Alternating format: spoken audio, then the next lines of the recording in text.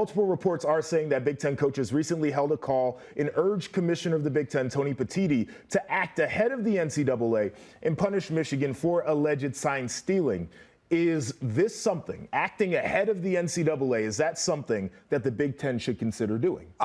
The Big Ten shouldn't consider, nor should the NCAA consider acting until they have the full picture. And I know that's going to upset some people, but please let me explain myself here.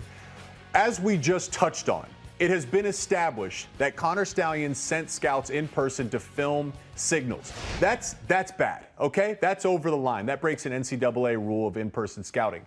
But there has been no prior precedent of this and how it should be punished. The questions that need to be answered now are, who knew? Mm-hmm.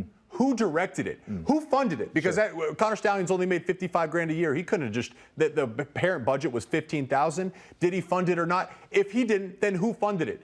That's a huge difference, because though a head coach per the NCAA, you are responsible for your program at some level.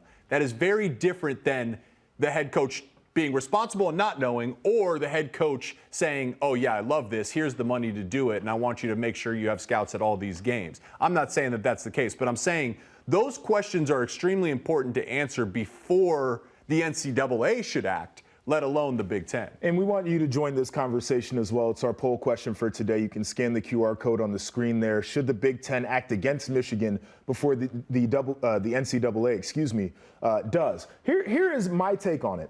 I 100% think that the Big Ten should consider. It would be malpractice if they did not consider taking action. The reality of the situation is they probably have considered. They are probably actively considering taking action. But all of the things that you said, Jake, I think are really important. They don't want to jump the gun. They don't want to do something right now and be wrong on it. You can't do that as a conference. You would cut the legs from underneath one of the biggest brands in college football if you did that, and it would be a shame. The other thing that they're probably saying behind closed doors to all of the coaches that are complaining, and the coaches should not be running this conference either, let me be clear on that. It should be the commissioner and the people that work for the commissioner in the Big Ten office in conjunction with the athletic directors and the university presidents, the administration from these schools, but not the coaches. They don't get to run the conference.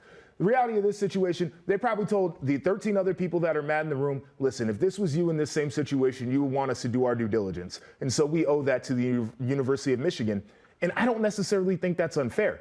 Are people going to be upset about it? Yes. Should they be upset about it? Absolutely. But is this an appropriate action without a precedent to just say we're going to do something because a few people online want to send out tweets and we got coaches calling us? These are not the people that should be running the conference. Spot on. And it's okay. And that's not to say the pressure is bad. That's not to say the coaches being mad and calling for this are wrong. That's not to say ADs shouldn't be saying, hey, we want answers at a minimum.